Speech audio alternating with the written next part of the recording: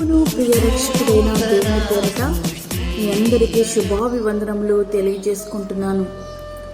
Jesus new creation ministries ద్వారా ఈ రీతిగా ప్రతిరోజు అనుదిన ఆహారమును మీతో పంచుకోవడానికి దేవుడిస్తున్న కృపను బట్టి దేవునికి అనలేని కృతజ్ఞతలు. వాక్య ధ్యానంలోనికి మనం వెళ్దాము. 1 పేతురు 1వ అధ్యాయము 23-24 వచనములు. ఏలయనగా సర్వ శరీరులు గడ్డిని పోలినవారు, వారి అందమంతయు గడ్డి పువ్వు వలె ఉన్నది. గడ్డి ఎండును, దాని పువ్వులు రాలును, అయితే ప్రభు వాక్యము ఎల్లప్పుడూ నిలుచును. యెషయా గ్రంథము 40వ అధ్యాయము 6-8 వచనములు. సర్వ శరీరులు గడ్డి అయ్యున్నారు, వారి అందమంతయు అడవి పువ్వు వలె ఉన్నది. యెహోవా తన శ్వాసము దాని మీద ఊదగా గడ్డి ఎండును, పువ్వు వాడును. నిశ్చయముగా జనులు గడ్డి వంటి వారే, గడ్డి ఎండిపోవును, దాని పువ్వు వాడిపోవును. మన దేవుని వాక్యము నిత్యము నిలుచును. మనిషి జీవితం గడ్డి పువ్వు వంటిది. దాని అందాన్ని వర్ణించడానికి మాటలు చాలవు. సీతకొక చిలుకలు ఆ పువ్వుల మీద వ్రాలుతూ ప్రకృతికి మరింత అందాన్నిస్తాయి. అంత అందమైన గడ్డి పువ్వులు సాయంకాలానికి ఎండిపోయి రాలిపోతాయి. ఉదయం చూచిన పువ్వులు ఇవేనా అంటూ ఆశ్చర్యపోవడం మనమంత అవుతుంది. అంతేకాదు, రాలిన ఆ పుష్పం వీచే గాలికి అడ్రస్ లేకుండా కొట్టుకుపోతుంది. మానవ జీవితము కూడా అంతే. ధనమున్నా, బలమున్నా గాని ఏ క్షణాన వాడిపోతుందో, మరి ఏ క్షణాన రాలిపోతుందో. ఇంతకీ అల్పమైన జీవితం కోసం ఇంతటి పోరాటం అవసరమంటారా? పొద్దున వారు పచ్చ గడ్డి వలె చిగురించుదురు, ప్రొద్దున అది మొలిచి చిగురించును, సాయంకాలమున అది కోయబడి వాడబారును. 90వ కీర్తన 5-6 వచనములు. నరుని ఆయువు గడ్డి వలె ఉన్నది, అడవి పువ్వు పూయినట్లు వాడు పూయును. దాని మీద గాలి విచ్చగా అది లేకపోవును, ఆ మీదట దాని చోటు దానిని ఎరుగదు. కీర్తనలు 103:15-16 వచనములు. సూర్యుడు ఉదయించి వడగాలి కొట్టి గడ్డిని మార్చివేయగా దాని పువ్వు రాలును, దాని స్వరూప సౌందర్యము నశించును. యాకోబు 1వ అధ్యాయము 11 వచనం.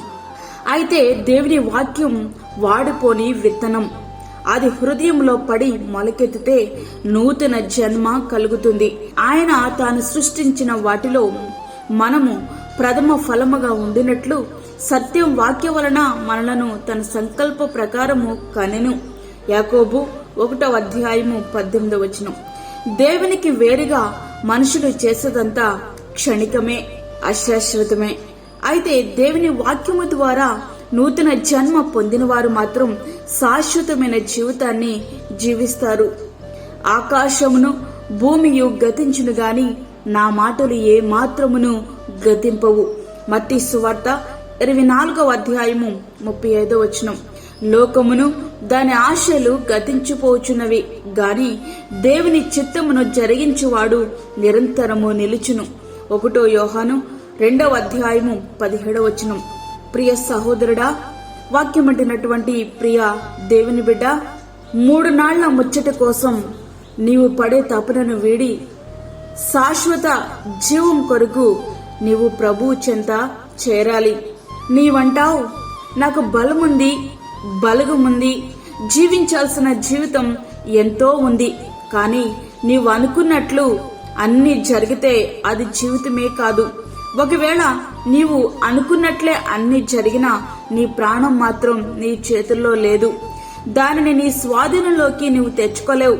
పాప్ స్టార్ మైకేల్ జాక్సన్ 150 సంవత్సరములు జీవించాలని 12 మంది వైద్యుల పర్యవేక్షణలో తాను తీసుకోవలసిన జాగ్రత్తలన్నీ తీసుకున్నాడు. చివరకు సగటు మనిషి జీవిత కాలాన్ని కూడా అందుకోలేకపోయి 51వ సంవత్సరాలకే తన జీవితాన్ని ముగించాడు. ప్రపంచాన్ని జయించిన అలెగ్జాండర్ ది గ్రేట్ 33 సంవత్సరాలకే జీవితాన్ని ముగించాడు. తన మరణాన్ని వైద్యులు సహితం ఆపలేకపోయారనే విషయం ప్రపంచానికి తెలియచెప్పడం కోసం తను మరణించిన తరువాత తన శవపేటికను వైద్యులే మోయాలని చెప్పాడు. అయితే కనుమూయక ముందే నీకొక విషయం అర్థం కావాలి. నీవు జీవించే జీవితం అశాశ్వతమైనదని, నీ మరణము తర్వాత శాశ్వతమైన జీవం ఉన్నదని, శరీరముతో నీవు జీవించినప్పుడు నీవు చేసిన క్రియలే నీవు నిత్య మరణములోనైనా నిత్య జీవములైనా ఉండాలనే విషయాన్ని నిర్ణయిస్తాయనే విషయం మీకు స్పష్టంగా తెలియాలి. నిత్య జీవం, నిత్య మరణం ఉన్నాయని ఎవరు చూశారంటూ వాదించే ప్రయత్నం నువ్వు చేయొద్దు. నీవు పుట్టక ముందే భూమి అంటూ ఒకటి ఉందని నీకు తెలియదు కదా, పుట్టాకే నీకు తెలిసింది.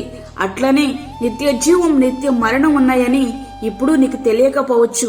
మరణించాక మాత్రం నీకు తప్పక తెలుస్తుంది. అప్పుడు తెలుసుకోవచ్చులే అనుకోవడానికి అంటూ నీకు ఏమీ మిగిలి ఉండదు. అప్పుడు తెలుసుకున్నా నీకేమీ ప్రయోజనం లేదు. అందుకే ఇప్పుడే నీకు తెలియాలి. అంతేకాదు, సాటి మనిషిని ప్రేమించలేని నీవు నిత్య జీవానికి అనర్హుడు అనే విషయం కూడా నీకు స్పష్టంగా తెలియాలి.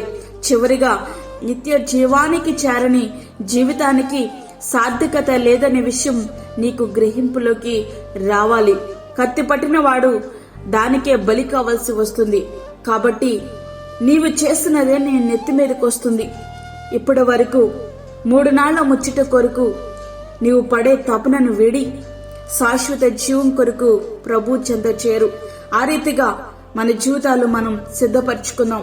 అట్టి కృప ధన్యత ప్రభు మనకి అనుగ్రహించునుగాక. ఆమేన్. ప్రార్థించుకుందాం. పరిశుద్ధమైన తండ్రి, ప్రేమగల యేసు ప్రభువా, శ్రేష్టమైన మరి యొక్క దినం మా జీవితంలో మీరు అనుగ్రహించారు. నీకు వందనాలు. ఈ దినమంతటి కొరకు మీరు మమ్మల్ని సిద్ధపరచండి ప్రభువా.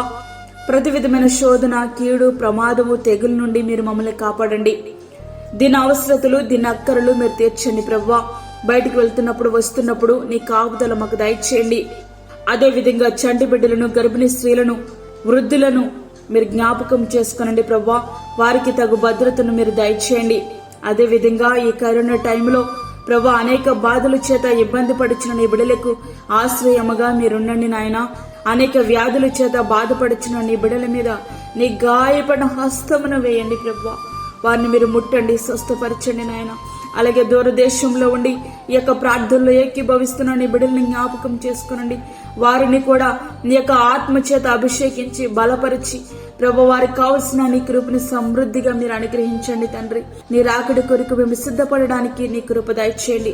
ఈ లోక మాలిన్యము మాకు అంటకుండా మమ్మల్ని మేము కాపాడుకుంటూ నీ రాజ్యం వైపు చూసే కృప మా అందరికీ మీరు సమృద్ధిగా అనుగ్రహించమని, మాకు కాదు యెహోవా, మాకు కాదు, సమస్త మహిమ ప్రభావం మీకు ఆరోపించుకుంటూ యేసు పరిశుద్ధ నామమున అడిగి వేడుకుంటున్నాము తండ్రి. ఆమేన్. ఈ యొక్క వర్తమానంలో మీ బంధువులకు, మీ స్నేహితులకు షేర్ చేయండి. దేవుని పనిలో మీరు కూడా పాలిభాగస్తులు కండి. అదే విధంగా మీ ప్రార్థన అవసరతలు మాకు తెలియచేయండి.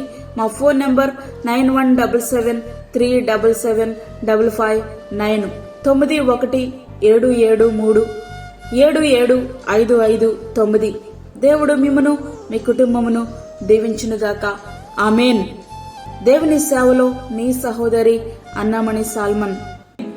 ఫ్రెండ్స్, మరిన్ని వీడియోస్ కొరకు మా ఛానల్ని సబ్స్క్రైబ్ చేయండి, షేర్ చేయండి, లైక్ చేయండి. దేవుడు మిమ్మల్ని దీవించునుగాక. ఆమేన్.